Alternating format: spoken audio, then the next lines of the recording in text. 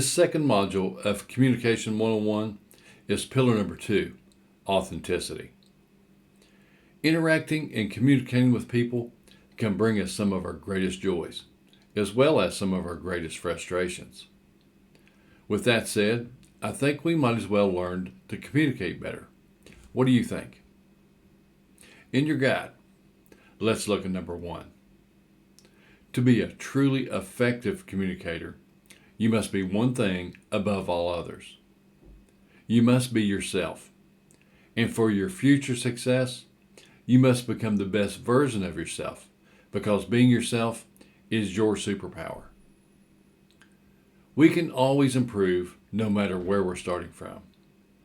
The problem with most of us starting out is we don't honestly know ourselves well enough to assess where we're actually starting from. We tend to underestimate or overestimate our current skill levels in almost everything. And the problem is this: if we don't know where we're starting from, it's almost impossible to know how to get where we want to go. So the first step in any personal growth journey is to get to know yourself. The famous Yogi Berra once said, "If you don't know where you're going, you might end up somewhere else." Now I know, that sounds funny, but it really has some powerful truth to it, doesn't it? Number 2, many people don't think they have a problem with authenticity, and when their communication fails to move people, they look for reasons outside themselves to justify it, maybe even with the people that they speak to. This is addressing the effect rather than the cause. Now, why do you think we do that? Well, too often, we fail to be vulnerable enough and authentically own the problem. We struggle to admit that it might be our fault because we falsely think that owning the problem makes us look weak, but that is far from the truth. Authenticity is required to engage others, and being authentic requires us to be vulnerable with people.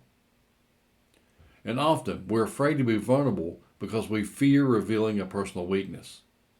But being vulnerable is actually a strength, and it's the foundation of being authentic. Here's a problem for a lot of us. We have a lack of understanding of ourselves, but yet we get frustrated when others don't understand us. Now, don't you think it's unfair to expect others to understand us and really know us when we really don't understand and know ourselves?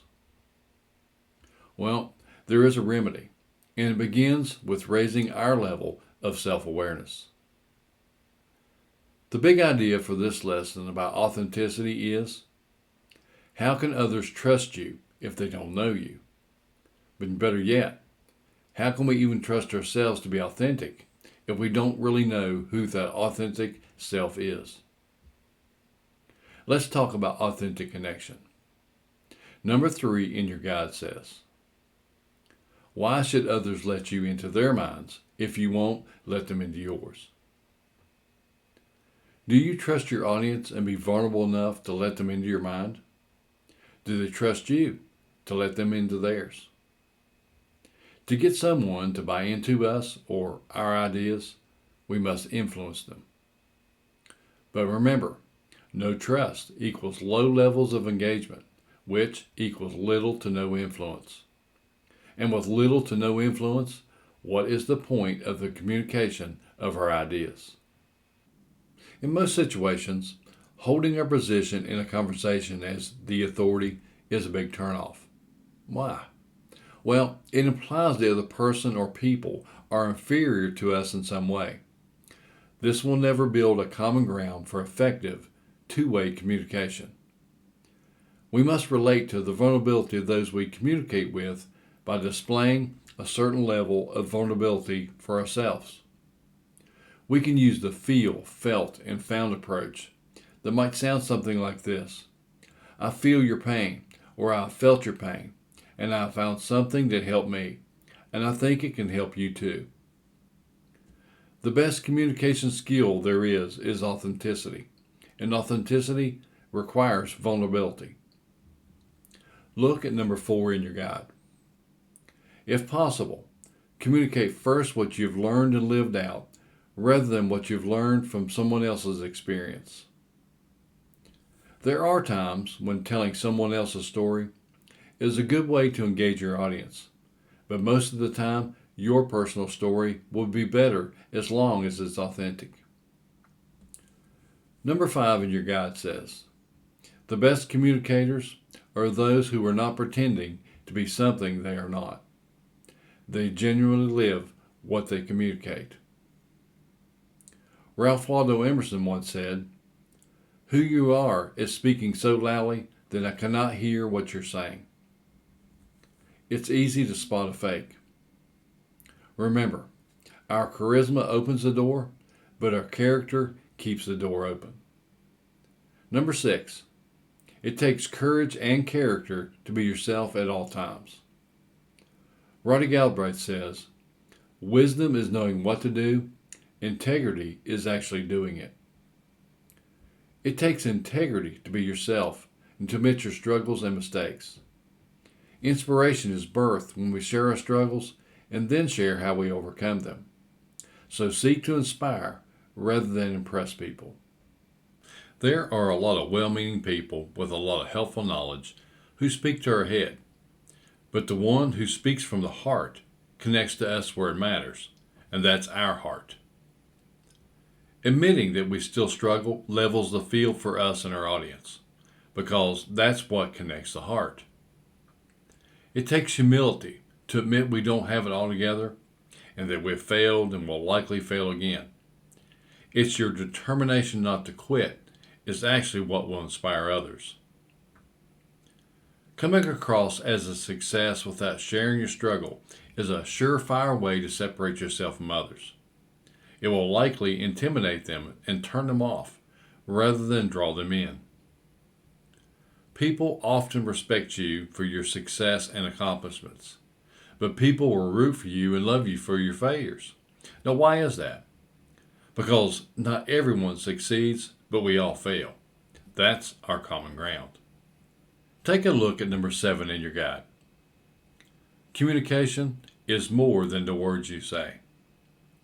It's also your voice and how you say those words, like your tone and inflection, your body language, your timing, pausing, facial expressions, as well as your character and intentions. It's the whole person behind the words that's actually communicating. We can know the words to say, but if we lack authenticity, our character and intentions will eventually leak out through one of these factors to reveal who we really are. If we listen to anyone long enough, the real person emerges in words, attitudes, expressions, and ideologies. And that's because we all frame ourselves within a belief system and can pretend all we want, but the truth will eventually emerge. Let's look at number 8 in your guide. Being authentic is scary. Now, why is that?